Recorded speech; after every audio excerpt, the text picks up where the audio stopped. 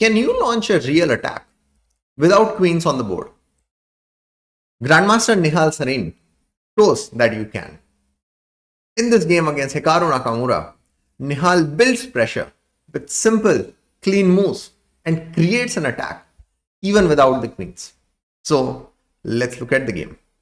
Nihal has white pieces and Nakamura is black. So even though the material is equal, but Nihal's queen is on h5, the rook can get shifted there, the knight can also get shifted, and who knows, sometimes even g4 type of idea, so that bishop can also play an important role in the attack. So Nakamura's king side is actually under some pressure. What should Nakamura do in this position? As we know, if our king is under pressure, we should try to exchange the queens, and that's what Nakamura did in this position. He played the move queen g5. So basically he's saying that, all right, if you don't exchange the queens, I've gotten the queen in defense, and if you exchange the queens, then the attack that you are trying to do on the king side will disappear. So Nihal exchanged the queens. What? Is he actually giving up on his attack on the king side? Why is he exchanging the queens? No, he is not giving up on his attack. He is confident that even without the queens, he will be able to make a breakthrough and put pressure on Nakamura's king side. So how he does it after exchanging the queens, let's see. Of course, the most important principle of the attack is you need to bring more pieces. So he needs more pieces on the king side, and that's why in this position he plays the move knight f3. He's like, all right, even if the queens are not there, but still let me bring the pieces there. So g4 was played. Nihal played the move knight g5, putting pressure on this pawn. Nakamura played rook e8, just defending the pawn. So after exchanging the queens, Nihal has actually gotten that knight on the king side. That's fine, but is that it? Is the knight enough to do something substantial? Yeah, so the knight is not enough. More pieces are required. So what we should try to do? The bishop, the rooks, they should also join. But Nihal recognized a problem in the position. There is no open file. Even since the center, we can say, is more on the stable side, the diagonals are also not that open. This diagonal is also closed. This file is also closed. So semi-open file is there. So slightly effective, but not as effective.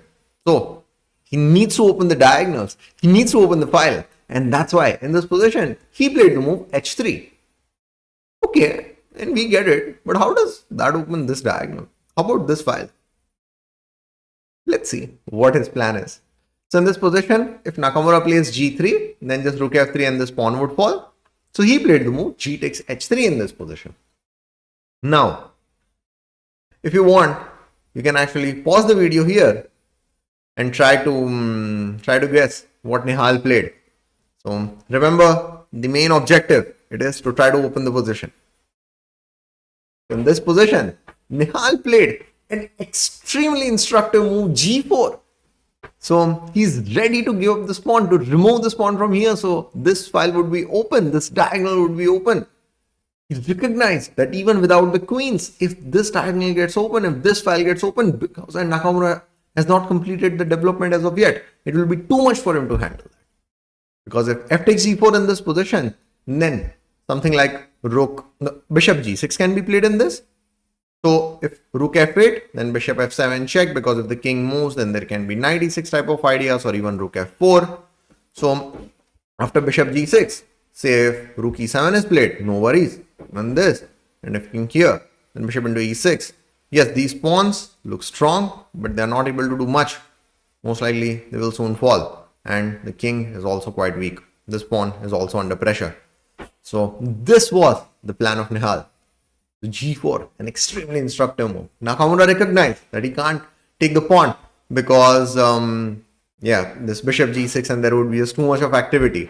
So that's why in that position he played. By the way, I think some of you might be wondering that after bishop g6, what if Nakamura plays something like bishop a6 and maybe sacrifices something? So see, in this position, Nihal's bishop is stronger than the rook. So in this position, what he can do is he can play this, and if king h8, then he can play rook f4 and try to maintain the attack And it would still be quite difficult position for Nakamura to play. So that's why Nakamura played g6. He's like, all right, I don't want to take that pawn.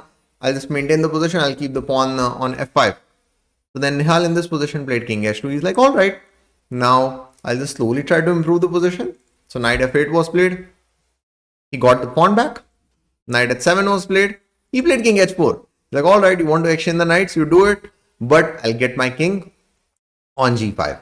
Now, before we go further in the game, I invite you to discover the strategic layers behind this idea on how to slowly build up the pressure on the opponent by visiting chessneurons.com. You will find many of such videos there. You will find many of such instructive daily positional puzzles with my own explanation. So please visit chessneurons.com. Now, in this position, Nakamura, so after king h4, Nakamura played knight f8 back because he recognized that he cannot play knight into g5. This king will get too active. And he recognized that Nihal in this position might want to play knight into h7 and get the king there. So he's like, no, I don't want to allow the exchange. I don't want to allow that king to get to g5. I'll play knight f8 back in this position. So then Nihal wants to improve his pieces. This rook is not doing much. So he brings this rook on the g file so that he can bring the a rook on the f file. So slowly but steadily, the position is getting unpleasant for Nakamura. So he plays the move rook e7 so that he can maybe shift the rook here. Or if the exchange happens, the rook can also get to h7. So then Nihal played the move king g3. What is the idea? So he actually wants to shift the king to f4 because the h file is an open file and he knows that he will be able to bring the rooks there at some point and then do something. So that king could be blocking it. So let's just do that. So then in this position, Nakamura played rook f8. He's like, yeah, the king is on f4. I might be able to take advantage of it. Nihal just plays g into f5. So of course, he is not going to allow his king to get targeted. And by playing this move, he creates the semi-open file. There is that g6 weak pawn that he can take advantage of. So he takes f5 was played. And now this is a protected pass pawn. And one more thing. Pawn is not on e6. This pawn has also gotten weaker. How Nihal takes advantage of it? We'll see. So he plays the move knight f3, putting pressure on this pawn. Rook g7 gets played. He plays rook g2. He wants to double on the g file. Then put pressure on that g6 pawn. Then he brings the knight back to g5. So, he's just trying to play here and there. Just trying to slowly increase the pressure because he knows that he has the time. So then Nakamura plays rook e7. He's like, all right, I'm just holding the things together. This pawn is well defended. This pawn is defended. Maybe I can play knight h7 at some point. What are you planning to do? So please remember one thing that I told you when e takes f5 was played. The d5 pawn has gotten weaker and Nihal in this position plays the bishop e2. So the bishop is not doing as much on this diagonal. So he wants to bring it to f3 to put pressure on this. So basically what will happen is that after bishop c6, yes, that pawn is defended. He's not going to win it. But because of that, certain activity, certain pieces of Nakamura will be occupied in defending it. And there can be some c4 type of ideas at times as well. So basically in this position, even c4 was a possibility because if rook d7 gets played, then there is this. And if rook d8, then there is a really nice move, king e5. So increasing the pressure, if d takes c4, then bishop takes c6. So this would have been a stronger idea by Nihal. But yeah, I think that e6, king e5, so he did not see that idea. So he played rook h2. This is also winning actually. He is now trying to increase the pressure through the h file. Now, what if Nakamura had played knight h7? So the problem is knight h7, knight into h7, rook into h7. There is rook g6 check. And even the bishop will go. So that's why Nakamura played the move bishop b7. He's like, all right, let me just defend the bishop with the rook. So c4 won't be that much of a threat. But in this, Nihal has recognized that he can just do something on the king side and that will be enough. So he plays the move rook h1. Knight h7 gets played. He improves the rook's position by playing rook h6. Now he's planning to play capture this rook into g6. So Nakamura played in this position knight into g5. Nihal plays king into g5. Pawn is under pressure. And then king f7 got played. And then Nihal played the move rook h8. So his plan in this position is to maybe play this and then this, or even play rook h6 and put pressure and then move the rook over here and then maybe this and of course put pressure, and there can be c4 type of ideas as well. Too many things, just extremely restricted position for Nakamura to be in.